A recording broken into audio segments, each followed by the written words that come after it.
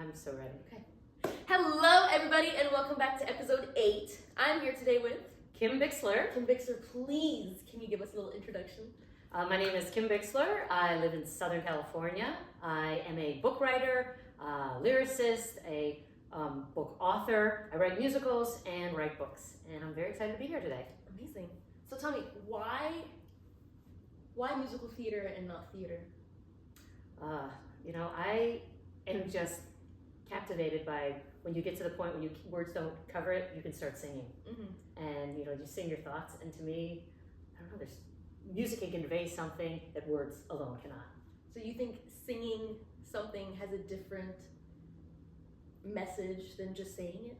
Yeah, because I think that is another layer of interpreting somebody's feelings. You Okay. can get a vibe. I mean, you can just play music or even hum, and you can get really a feeling from somebody. Mm-hmm. Also, I love that you can sing, and it can be your internal thoughts. Mm-hmm. And I don't know, there's something about it, like, you get chills. I mean, if you watch a movie without the sound or the underscoring in the back, what a difference it makes. It does. And so I think that you can feel an emotion just from the music that words alone cannot do. So what influenced you to want to start writing musical lyrics? Was there like a show that you watched that was like, oh my god, I this is something I want to do, or an experience you had? Yeah, actually, so I am a book author, and I was on NPR doing an interview about my experience growing up in a Frank Lloyd Wright house. It's an American architect, Frank Lloyd Wright, Mm-hmm. and I'd written a book, and it was his 150th birthday. Unfortunately, he couldn't be there. They asked me to do an interview about what it was like growing up in the Frank Lloyd Wright house. Mm-hmm. And so I was like, okay, great. So I did this talk, and like 2 days later, I got this phone call from this guy, and I was like looking at this caller ID, and I'm like, gosh, Boca Raton, Florida, like, who is it? And I answered the phone, and this guy's like, Miss Bixler, I called you on NPR. Yep, it's a great story. Yeah, girl growing up in a Frank Lloyd Wright house. Well, can you write me a screenplay? Send it to me by Monday, and I'll see what I can do. And I was like, And you've never written a screenplay before? no. And I was like, well, today's Friday. And he's like, yeah, you can write me one. And I was like, can you give me your name? And I'm like Googling him and trying to figure it out. And this is literally what this guy does. He convinces people that he hears on NPR to write screenplays. Like most of his movies are like B, maybe C+ kind of movies. Okay. And I just kept on thinking all weekend, like, wow, screenplay writer, should I write a screenplay? And then I was like, I really love musicals. I want to write a musical. And I started like a deep dive, learning everything I could about the craft of writing musicals. How? Did you like research it? Read books? Yeah, I mean, the first thing I did is just like watch YouTube videos and listen to podcasts and audiobooks. I read every book I could about it. Now, this did happen to coincide. It was helpful, not really helpful, but it was during the pandemic. It really kind of ramped everything up for me. Yeah. And also, my whole life I've been watching musicals. Yeah. And I prefer to go to musicals over seeing a play. But it galvanized me. This guy thinking that I could write a screenplay, and I thought, well, if he thinks I can write a screenplay, what's stopping me from writing a musical? And I think that kind of blind ambition and just the fearlessness of doing it, I just made it happen. Okay. And I wrote a couple poems. I wouldn't call them lyrics yet because I didn't know what I was even doing. Did they rhyme? Yeah, most of them rhymed, yes. They had some structure. And I think there was for some reason, something innate that I just knew how, like, a structure of a song. Musical songs are very different than pop songs because musical songs, they start from A to C and you have to go on a journey. Pop songs kind of groove along and they don't go somewhere. So whatever the character's feeling at the beginning of the song, they have to be somewhere else at the end of the song. There has to be some kind of development. Exactly. There has to be an arc. So how do you input that in the lyrics? How do you make sure that your character develops with the lyrics throughout the song? So the first thing I do when I'm writing a song is that I think about the character and I think about where they are right now. Like, the scene ends and this is where they start, but where do they have to be at the next scene? So what is the journey that they're going to take there? And so then I start like spitballing ideas. Like first I know the journey they're going to go, and then sometimes I find, like, I just write like tons and tons and tons of notes and ideas, and I find something that's like a hook. And the hook is something I find catchy and it kind of conveys what the story is. And then oftentimes I'm like, well, is this something that would be structured like a verse chorus or an AABA song or something like that. And I know, literally when I started this journey, I didn't even know what any of those things meant. Right. I played piano when I was in 5th grade because my mom made me, but I'm not, a writer of music, but I could appreciate the structure as somebody who really likes math. And then I definitely could understand story. Would you say that, so since you're more of a person of math, has that influenced the way you write music, like in terms of like the beats? Oh, yes. And yeah, can you tell me a little So bit it's about strange. I don't hear music when I'm writing the song. I am writing it very mathematically. It is extremely balanced. Like and with the syllables of the word? Yep. Okay. And then I will I make sure that I like to have like internal rhymes, and you have to have the emphasis on the same, on the right part of the word. So you can say emphasis or emphasis. If you said that, it would be like, that's weird. So you have to make sure where the emphasis is on each word, and you have to make sure that that aligns. But I tend to say, oh well, this line will maybe have 7 syllables. This one will have 8. This one will have 7. This will have 8. And then I try and, if I'm doing like an AABA song, I try to have them all have similar structure. Now, not everybody's like so neurotic and strange about doing it, but the composer that I'm working with now, Carlos Bauzis, he's like, I just love that you do things so structured.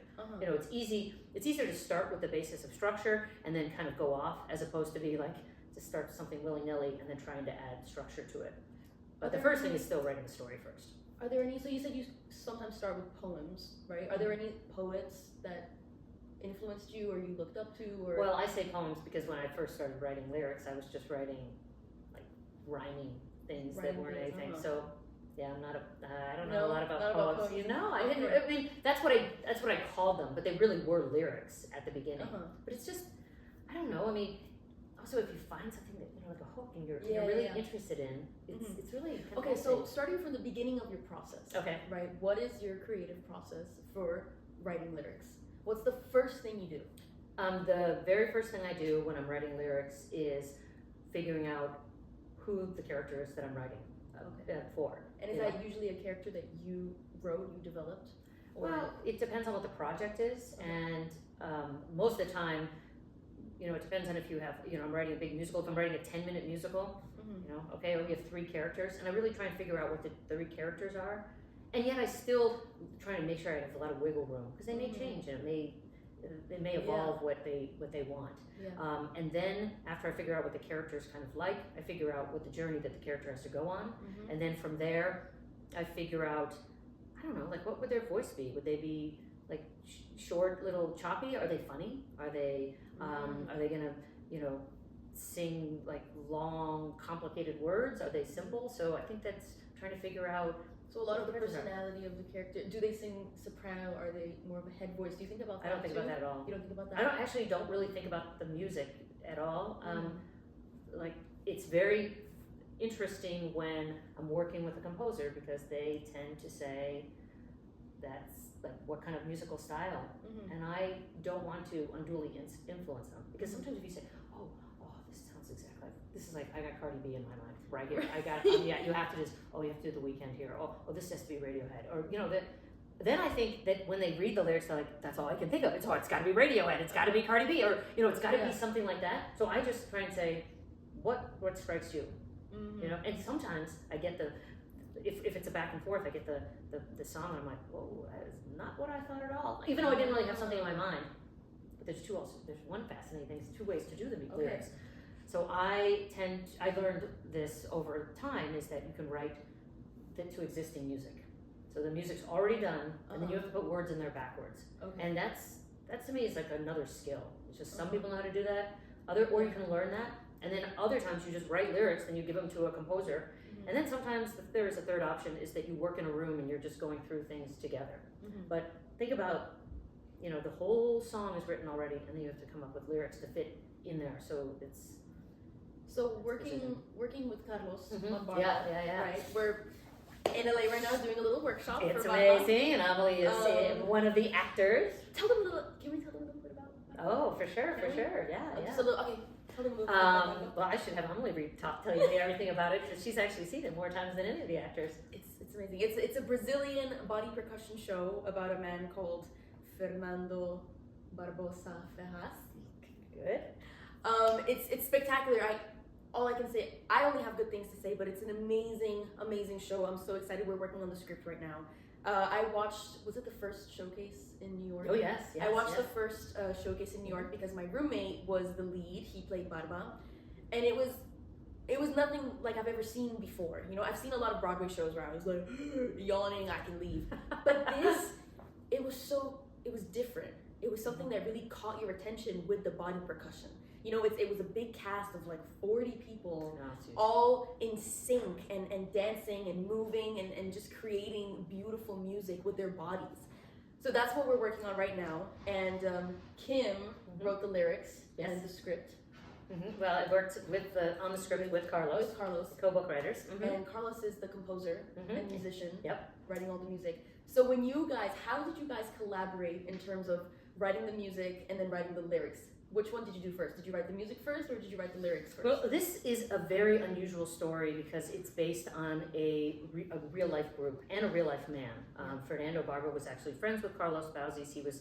Carlos served as their music director, and all the music, they had a really innovative creation of music, which is Brazilian body percussion music. Yeah. And so together, we had already a library of songs that we could draw from that the Barber Two Case had created. So we wanted to have a little bit of the Barber Two Case music. Yeah.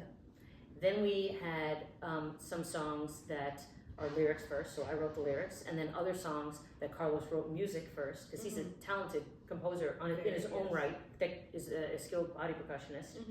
And so then that was so we had like multiple different things. I'd say that one of the most challenging was listening to the Barber Two Case music. I would sit there and that was a little interesting because I would listen again and again. I had this, playlist on Spotify. I hope they got some money from it because all I did was listen to them again and again. And a lot of times I would just listen to the songs and I would figure out what kind of vibe am I getting from that song. Like one of them I was like, that sounds like rock, paper, scissors. That really makes me sound like rock, paper, scissors in that one.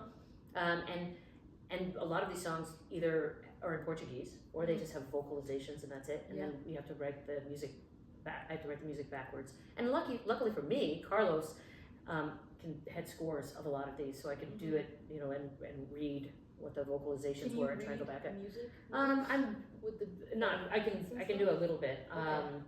Like if somebody gave me a sheet of music, can you read music? You've got to be. I can. Yeah. So for me, I couldn't you can't give me a piece of music and say sing this along because I wouldn't be able to figure out what the notes are. I mean, I would know. Oh yeah, this is an A. This is a C. Whatever. I mean, I know the notes, but I'm not. I don't have like perfect pitch and I don't know enough about it. It's not your strength. It's not my strength, but what was good is that I understood how things were broken up when I'm looking at a score. And then other times Carlos would just kind of, he would do vocalizations to help, and I would understand where the emphasis is on the words. But that was to me like a super fun challenge. Yeah. To have the Barber Two Case music, which I thought was just so many bangers in there. Their songs are so incredible. They really are good. Really and then to put lyrics to something and to make that song a story is great. And then Carlos would have to obviously edit some of the songs because theirs were not musical theater songs. So, have to make sure that there was an arc. There has to be an arc in the story, and an arc in the lyrics, and an arc in the music as well. That is very challenging. It's great. I mean, so speaking of challenges, right now, day after day, right after every reading, there's a lot of feedback, a lot of opinions, a lot of comments that you just keep jotting down, writing down, and for some of them you just input them straight away. Yep. Is that challenging in a sense of, okay, this is fun, this gives me something to work with, or is it challenging in the way that it's like, oh my god, I have to redo it, and then this is gonna change the beat of this, and then I have to change the wording, and tell me a little bit of how you... I mean, to me, doing a workshop, an intensive script workshop is a dream. I love it. You cannot be in this business without thick skin. So you have to first learn how to take feedback. You have to learn how to take it silently most of the time as well. And you have to, if you pick and choose. There's going to be some things that you really don't want to change, and ultimately it's your choice. But a lot of times you just have to sit on it and percolate, but try not to defend it at the moment. unless you're specifically asked to defend it. Mm-hmm. And so this is something that I think, being older and more, I'm used to getting feedback on things. You just can't take it personally. I had no problem with somebody criticizing the work. It was, I don't love it. I don't want somebody criticizing me, but the work, it's completely reasonable. Mm-hmm. If you can't take the feedback now, can you imagine those people that are sitting in that audience there, or those critics that are writing from the newspapers? They are going to, they don't care about you at all. They'll rip you apart. Yeah. And so this script workshop is so helpful because you have a group of really skilled actors who are comfortable giving feedback. They're in a very safe space here, and other than you, they do not know. They did not know the story, and they did not know the script, and so they really are coming in there, and you can see. I can even see like, oh, that person's totally confused. So that's not good. That's not a good place to be. You need them to have fresh eyes and not know what's going on to see if it's working or not. But also, I think the best thing to do at times, and this is for any kind of writing, sometimes you just need to put it away for a little while. Yeah. You can't see it. Like work intensely. Take it away, and then read it again. Just after you've had a break, after you've had time to relax. You need time to detach from it, and then come back and read it again with like fresh eyes and being like, I actually don't like how I wrote that, or that was actually really funny. I did a really good job. Have you ever experienced writer's block? Gosh, I know it's really, you have to say yes, but it usually is pretty easy for me to do it in terms of, I just am of the theory that write anything down. Verbal diarrhea. Just write. If you can't figure out something, just keep writing like stuff. Or Googling stuff. I always am looking at ideas and, writing down like things that are connector words. I love finding synonyms for things, and that kind of helps me too. But the one thing, it is strange, and this has been very helpful for me because we're reading it, and then the next day I have to like incorporate pages and pages, all new scenes. And this is it. This is what they say. On your marks, get set, be creative. It's not just change and edit. It's like, be creative. And so sometimes I'm like, but and you have a time crunch. And you have a time crunch. You have rehearsal the next day, and it's you know what? It's almost like the deadline and the pressure. It makes I'm more productive. If I had none of that, I think I would get less done. I love having that pressure, and every once in a while, some of the scenes I'm like, that's not so good, and then they say it, and I'm like, oh, they delivered it really well. So I have a huge appreciation for the actors, and they can interpret things, and it also helps me shape it. But sometimes so for me, my personal methodology too is that I love to be just about falling asleep or just about waking up. And so sometimes I have a notepad by my bed, and it's those foggy moments where you have the most clarity. Yeah. Because there's nothing else you're thinking about. And I love when I'm in the pool, I have this waterproof notepad that I literally, waterproof pen, which I dropped at the bottom of the pool a few times, that you can write notes. And one guy was like, what are you doing? Like, are you even swimming? One leg, one leg. And so for me, writer's block is just, if you don't have a deadline, I don't even call that writer's block. I'm just saying you're distracted. Yeah. But when I have to have one. Focus. Yeah. But sometimes it's not good. But I'm like, I'm just gonna write it, even if it's bad. Okay. Because then sometimes they think it's good, or I can come up with something else in there. But I'd rather not have blank. So as the writer of this script, when you're listening to the actors and us reading the script, do you ever have the impulse to direct us, or do you leave that to Guy? I leave it to Guy in most cases, but I do. I had everything. I've seen everything in my mind one way. Yeah. And so, but I really defer to somebody who's the expert.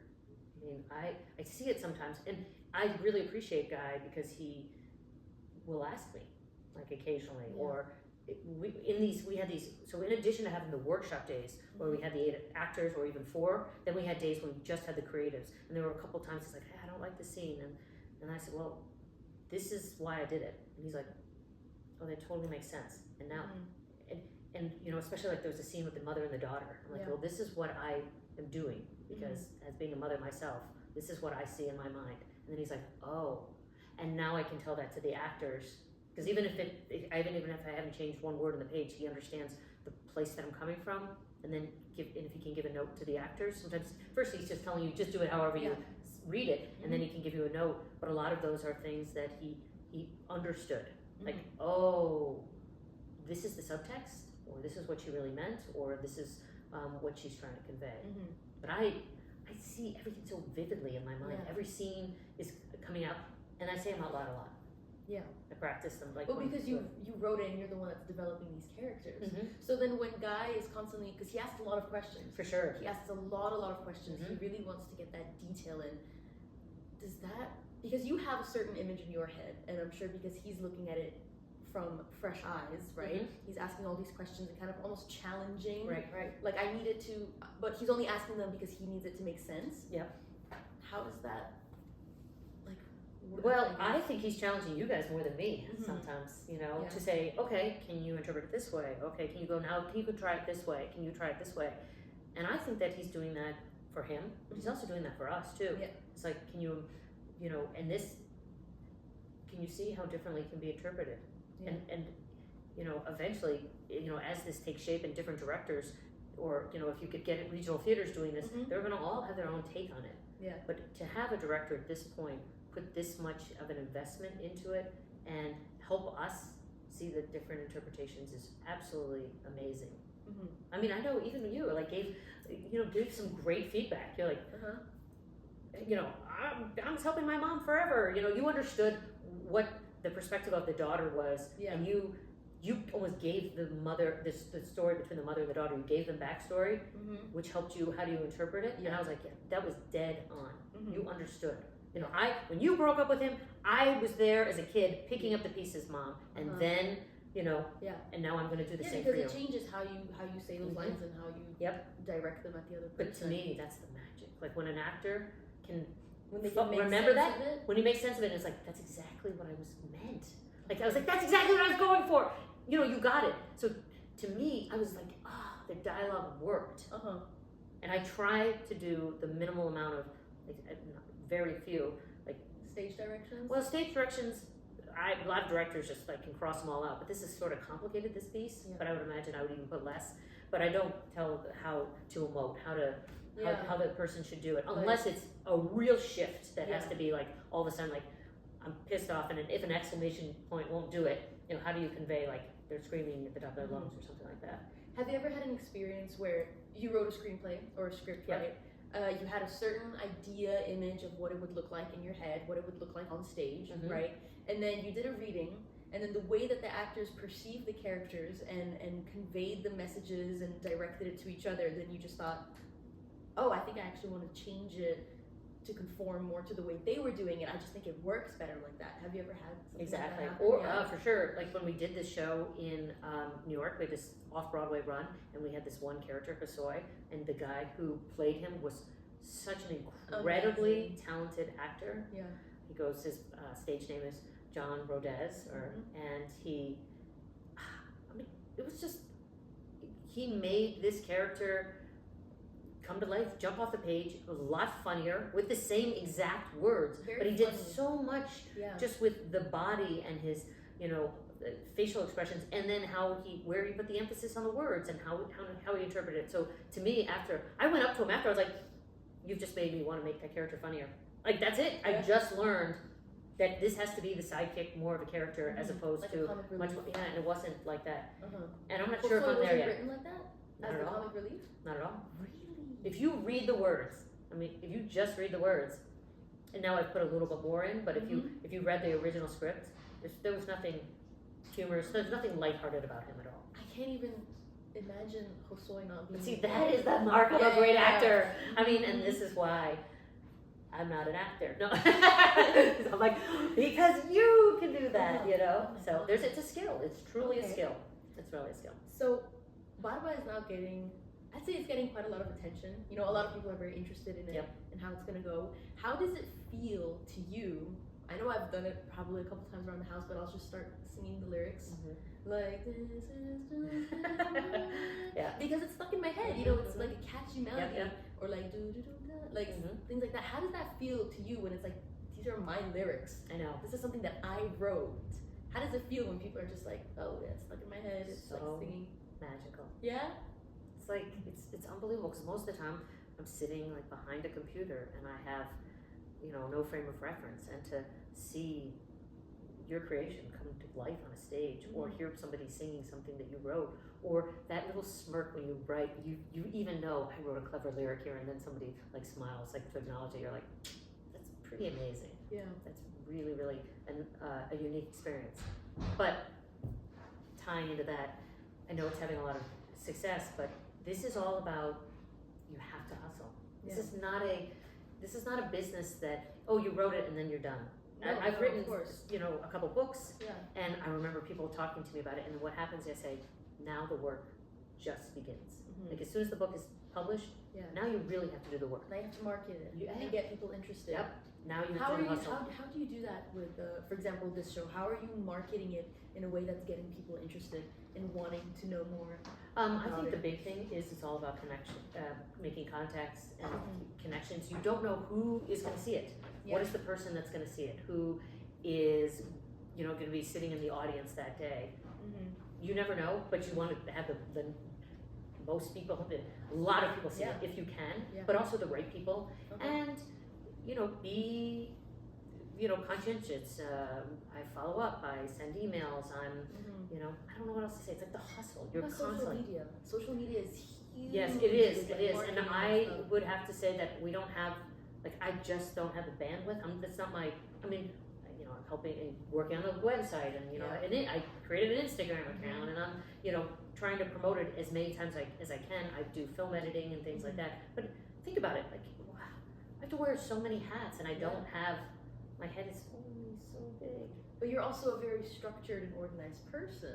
So but, would you say but it can that, take all your time up. Yeah. If you, especially with social media, it's like, oh my gosh, it seems like that could be nonstop. social It media? can be nonstop. It's and- very draining. It's a lot of I would say if that's the one thing that if I could ever have somebody, that's one of the first people that I would bring on, is somebody to just do social media, because I do think all of these, the hype all comes from putting it out there in the world. And I can do it a little bit, but it's like, do I write and edit, or do I, send a posting today? And I most of the time I'm like, I have to buckle down and do the writing at this stage, But also, it depends on how the director is. Are they gonna let you, have free reign and videotape everything? Are the actors comfortable with that? And, but that's a full-time job that you can do,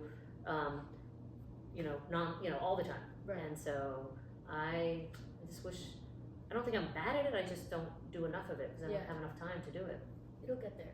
Yeah, We're or I hire still- somebody to do that for me. Are you ever part of the casting process? So in terms of the casting process, I have not had, enough, I guess I haven't had enough experience. I tend to defer to the music director, the director, to make that choice. I find it's amazing to sit in the room, but I'm not sure if I'm the best judge of who would make the best actor at that point. Okay. Because also I don't have enough experience at seeing people, of course when you're at somebody's auditioning, they're going to pick the best song that they know how to sing. They're going to be knocking out of the park. I'm not skilled enough to read their whole resume and figure out, oh, is that, what they're doing? But you definitely get a vibe. I never thought that. Somebody walks in and you're like, oh, they're perfect. Oh, they're great. Or they just look the part. Exactly. Or something, Exactly. So we'll see. We'll see. I know. Do you have any advice, any words of wisdom for any writers, musical writers out there? I would say, number one, just gotta do it. You have to write. Yeah. You have to have the discipline to write. And if you don't have the discipline, try and enter competitions or get motivated by setting an artificial deadline or a real deadline. Find a real deadline. And also, you just have to have thick skin about this. This is a brutal business. I 100% agree. And and acting is, I think, the absolute same way. No, 100%. You need to have thick skin. Yep. Because a lot of people are gonna tell you, I don't like how you did that. I think the way you did that character was trash. And it's like, okay, that was a pretty brutal thing to say. Right. But at the same time, it's okay. Thank you. I'm gonna do it differently, or I'm gonna change how I do it. And then at the end of the day, they helped me because now I'm doing it better. I would rather have the director or whatever tell me that you're doing a terrible job rather than I'm in front of an audience of like 500 people doing a bad job. Yep. Well, this is exactly like when we're sending the script out and trying to get theaters interested or get producers interested, it's completely different. You get no feedback. Oh, it's like it goes into the black hole to some vacuum and we don't know what's going on. But to have something like this script workshop is remarkable because we're getting direct feedback. We know what's working, what's not working, and then we can say, oh, well, that's probably why this didn't go very far. Or maybe is it because it's too big, is the cast too big, or is the music too complex, or is the beginning of it too confusing, there are not enough stage directions. Like this is, I would recommend anybody to do this if it's worth the price, But that is the other big problem too, is and I'm sure it's the same thing with actors. You have to invest a lot in the show as well, and I don't think that it's 100%. It's painful, and I don't know if everybody can outlast that. It's really, really, really hard. I agree. And you have to, like, I wake up and I just want this, and it never feels like work. But I think that's what makes someone a good creative, is when they really want it and they really have that oomph and that what's the word? Drive. That drive, exactly. Just the drive and the oomph and the thick skin to be able to do it, because it's not easy. It's not easy at all. But also the one magical thing about musical theater is that you have a collaborator in most cases. There are some people that do book, music, lyrics, they do all three things. But to have a collaborator when things are not going so well with them, they can pick you up, or the opposite, and you have somebody to bounce ideas off of and talk to. So to me, I love the musical theater more than, and I've done plays, but that doesn't have as much back and forth and feedback and understanding where we're going. So be a musical theater writer. No. Okay. I think we had a really nice conversation. Excellent. Super talented girl right here. So thank you. Well, okay. Right super talented woman here. Right back at yes, you. Exactly. Kim Bixler. Everybody remember that name? Yes. Final words. Final words. I don't know. I think my final word would be get Carlos over here and have him show you what body percussion looks like. Carlos, get over here. This is the real magic. Let me take advantage of the moment and give him a present. Oh my God. Oh, a gift. What? Get me. Come sit. Oh, sit. Oh my gosh, look at this. Wow, the Tony Award. Well, hopefully we'll be in this book next soon. That's the intention. That is great. Oh, thank you so much. Okay, have a seat. You're gonna make me sit and do body percussion here. Oh, this is great. Ready? Ready? Action.